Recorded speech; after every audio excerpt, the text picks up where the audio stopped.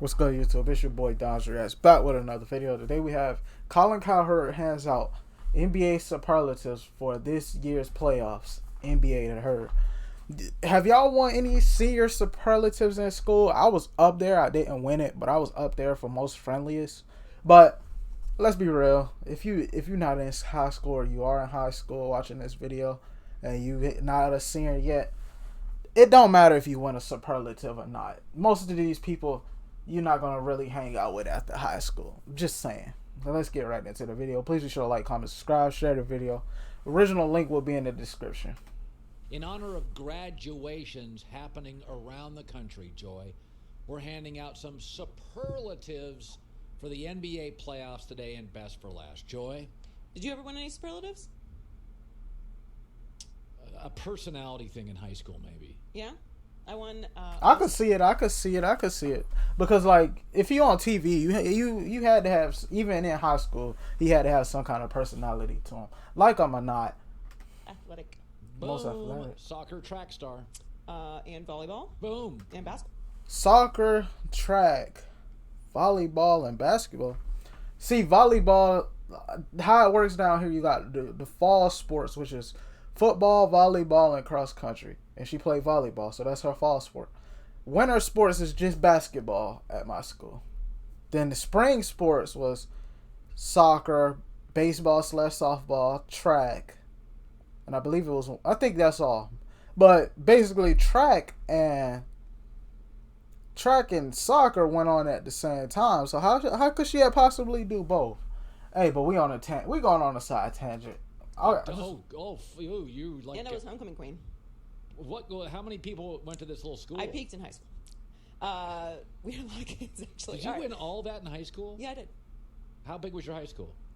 We had 2,000 kids. And you won 2,000. I think mine had like a little over 1,000. all of those. Well, I mean, for my senior class. Yeah, but your senior class had 600 people, and you won all. You 400. Yeah. I was really nice in high school. Either you were unbelievable, or you had a bunch of losers in your class. You won really every nice. award. Class of 04. All right, which team is most likely to succeed? Jazz, Suns, Bucks, or Most Nets? likely to succeed, it would be probably Brooklyn overall. Suns probably second, but I got Brooklyn Most for this likely one. to succeed would be the Nets. Joy, first team in NBA history to have an MVP winner miss the game. James Harden. But they got another MVP winner in KD. So they got two former MVPs on the same team. So what you're saying here, it kind of cancels itself out. I don't get like all these empty stats and like cuz it's like they give us certain stats a lot of times to push a narrative And win a playoff game by over 35 points. That's never happened in the history of the league, so we have to admit they're probably most likely to succeed. Which NBA duo is the cutest couple? Cutest couple, pause. Joel Embiid and Ben Simmons. It's like the ugly dude with a pretty girl. It'd be like, okay, how did he pull her? Type thing. Kawhi and Paul George is like just two of the popular kids getting in a relationship. Chris Paul and Devin Booker, they're the winners for me because they had the most successful season, so to speak. They had the most successful season and whatnot. Then you got LeBron and AD. They barely played together, so I can't really. So it would have this year by default is Chris Paul and D Book. Joel Embiid and Ben Simmons, Kawhi and Paul George, Chris Paul and Devin Booker, or LeBron and Anthony Davis. A lot of cuties there. I'm going to go Pause. Chris Paul, Devin Booker. Yeah, I like it too.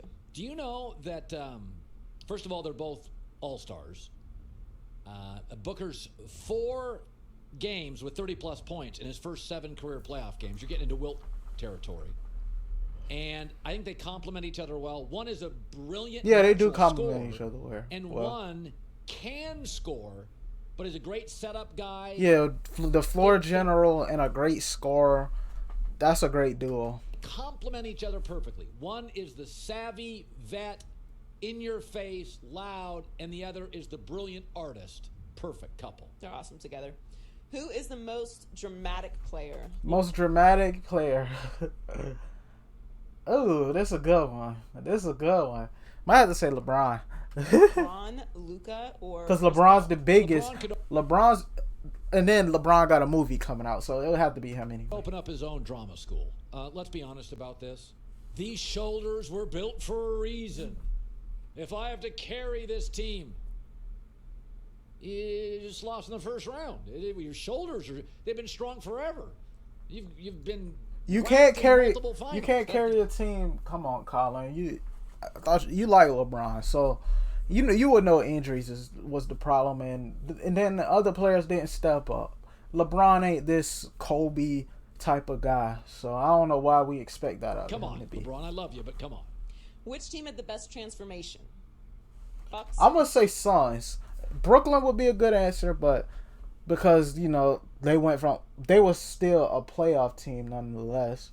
You got the Suns because they went from being a non-playoff team to an immediate contender. So I'm gonna have to say Suns.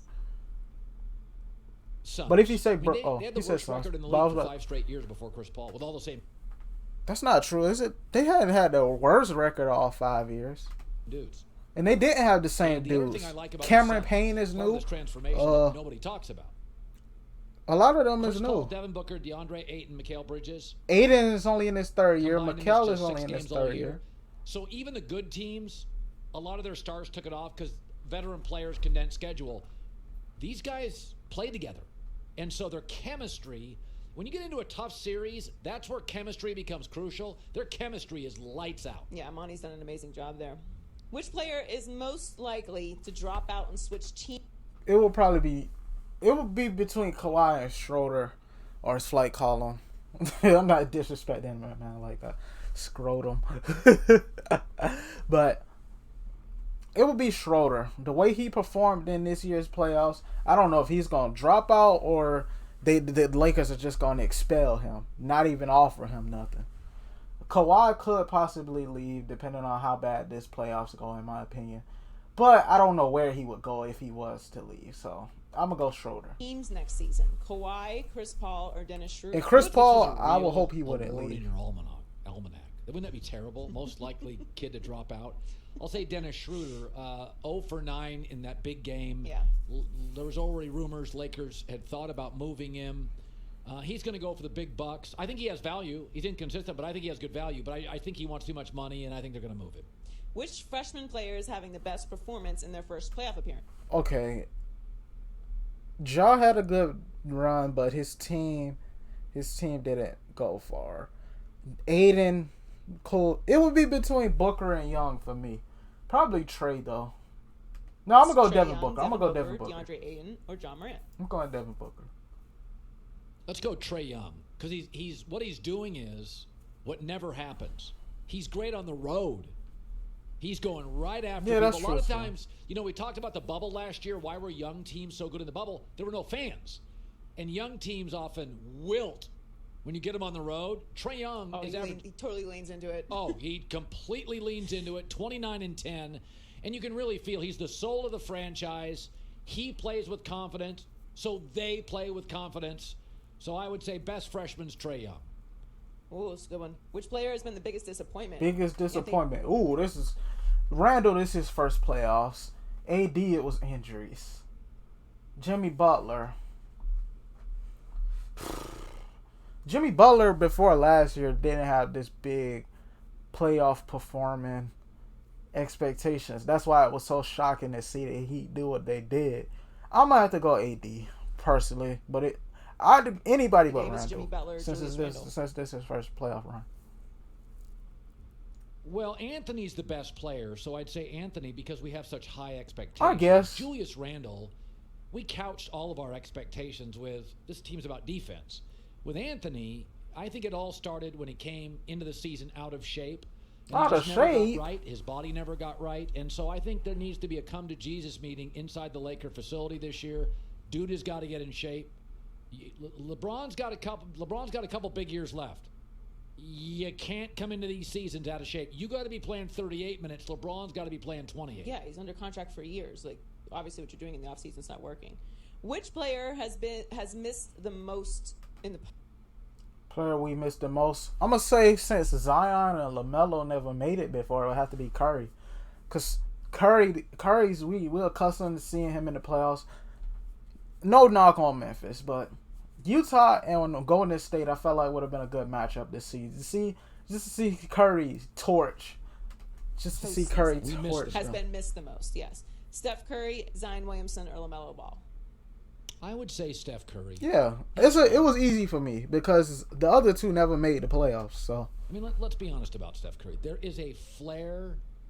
The television ratings indicate he is actually the number one draw in the league, not LeBron. If you look at television ratings, it's Steph, not LeBron. He and Michael are the only players to win an NBA scoring title at age 33 or older. So his game has aged really well. Smart and great shooting age well. I think we before it all said and done, we could say that Curry's the greatest point guard of all time. I feel like we can get there sometime. Best transfer, Chris Paul. Drew Holiday's second. Westbrook. It took them the whole season to do better. But Chris Paul, since they went from being a bottom tier team to an immediate contender. Drew Holiday, he brings more depth to the Bucks and make them more of a threat. But it's Chris Paul. To a new team, Drew Holiday, Chris Paul, or Russell Westbrook. I always feel bad for kids that have to transfer, like military kids come into a high school. That's got to be tough. I was homeschooled until my junior year. Oh, that's why she won all those awards. She was homeschooled. She was the only one there. Really? Yeah. I'm learning a lot about you today. It's kind of a fake homeschool because I played sports at the school, so I kind of knew a lot of the kids there. So wasn't totally new. Favorite transfers, Chris Paul. Do you know he's the only player with 100+ assists to 3 different teammates? And I always find it remarkable with Chris Paul. He goes to these new teams. Oklahoma City, it's all kids. New Orleans, all kids. Phoenix, all kids. First month, chemistry's great. What? It doesn't work that way. I mean, even LeBron needs his second year to win championships. But Chris Paul ain't won a championship yet. So, I mean, hey, Chris Paul... That's a bad analogy because Chris Paul never won a championship. Haslam and older players.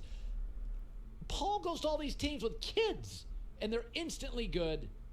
But I understand they are instantly good. Hi, everybody. Thanks for watching. LeBron is usually instantly good, too, but they just don't win the championship the first year a lot of times. But anyway, please be sure to like, comment, subscribe, share the video. Road to 200 subscribers. Great video, great superlatives. And we out. Peace.